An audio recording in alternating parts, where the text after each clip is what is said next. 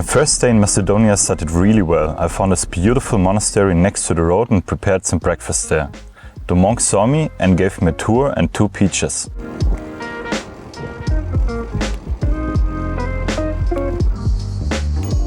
So initially the plan was to take the route via this bad boy, but I decided not to because I just entered North Macedonia. I don't have internet, I don't have enough water and food, and I don't have money.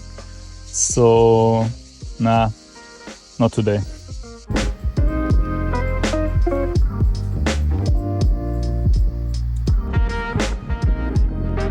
My decision not to drive over the mountain led me to the city of Ohrid.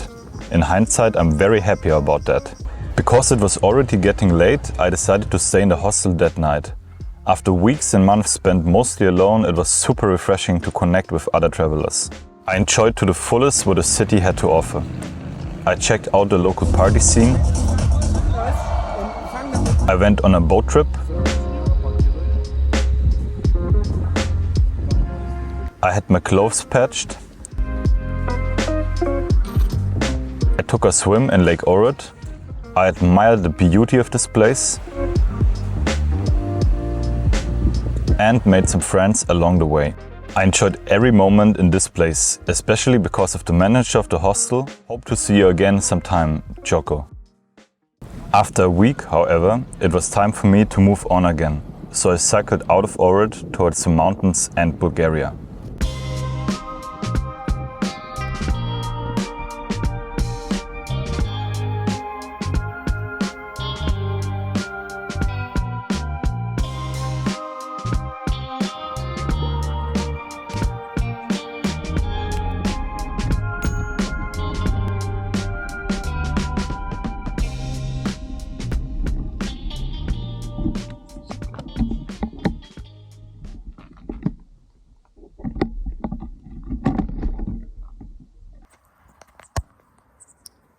So it's really interesting currently. So I'm like, you can hear me maybe the street, or you can see it there.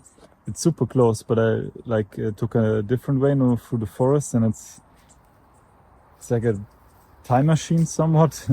And now I found here these Soviet-looking Mosaic, and we'll check it out. So if someone can read Cyrillic, please write in the comments what it means. And you can just see there are like some fresh flowers there.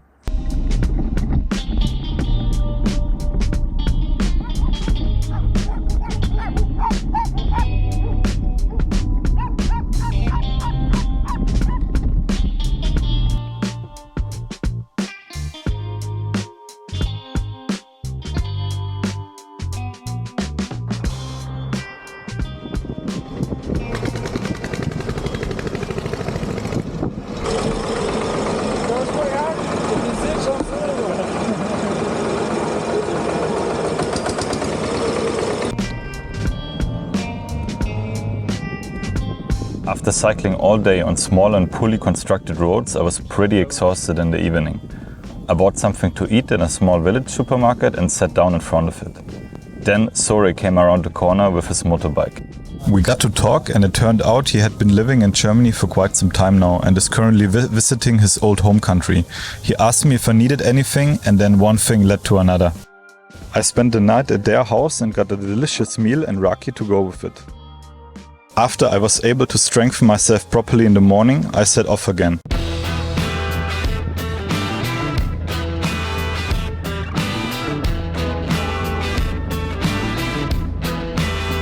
So made a discovery here. So this area is also known for tobacco. And you can see here, and it also really smells like tobacco and cigarettes, obviously. And the local farmers, they put them here to dry and then supply them here to one tobacco company. Such an interesting landscape here. I've not seen that before so far on the trip, so that's really refreshing.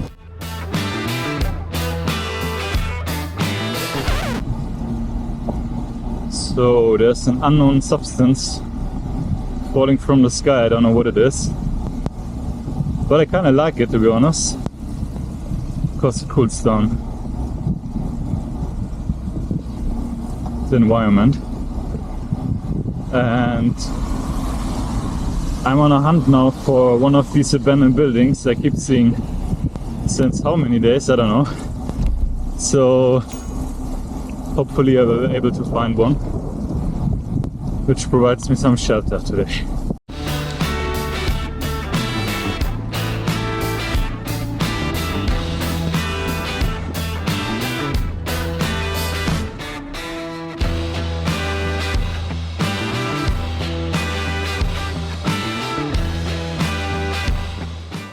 After I had briefly sought shelter from the rain at the petrol station, I drove on.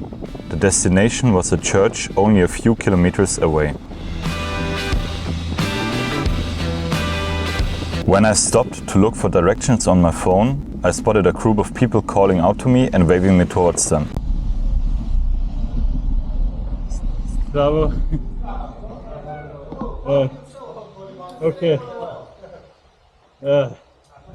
Kiko and his friends celebrated the birthday of his newborn. Thank you so much for the hospitality, the beer and the food.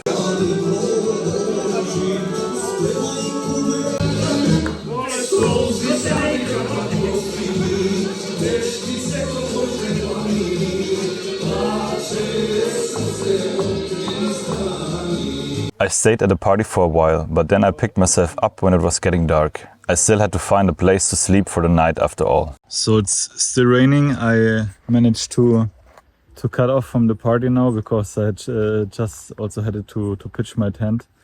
And yeah, as you can see, I found a spot. Welcome to my casa. I hope Jesus isn't mad, but I think it will be fine. Currently it's not raining that bad, but it's supposed to be raining stronger like it was before during the night. So I found a spot here and it's covered from rain. I put my clothes here to dry and I will continue now a little bit to edit video for tomorrow because it's now Saturday evening and I want to be finish it by tomorrow, of course. So, see you. In the morning I was no longer alone in this place. Mainly older people came to light candles and pray. Where there are older people in the Balkans, Raki is usually not far away.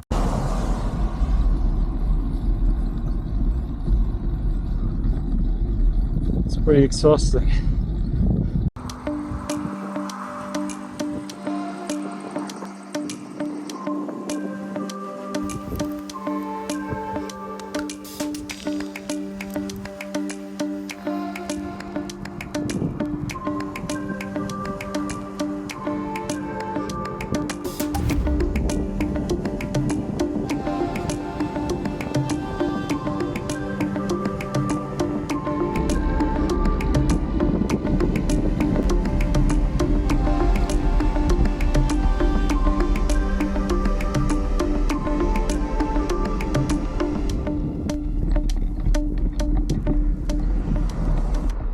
So it's now for like 15 kilometers already, and you can see here something in Chinese. And I think that is one of the infrastructure projects the Chinese government is financing within Europe, but also like all over the world, especially in Africa, but also here. So it's interesting to see that now in person. I will put some additional information in the video. I did some further research about this project. Its development is considered highly controversial. It is funded through a loan from the Export-Import Bank of China. With Sino-Hydro as its principal contractor, the project has been targeted by corruption investigations and is accompanied by governance and transparency issues, as well as environmental concerns. Technical difficulties have led to successive delays and cost overruns, with the latest price tag close to 600 million euro. Construction started in 2014 and is expected to be completed in 2023.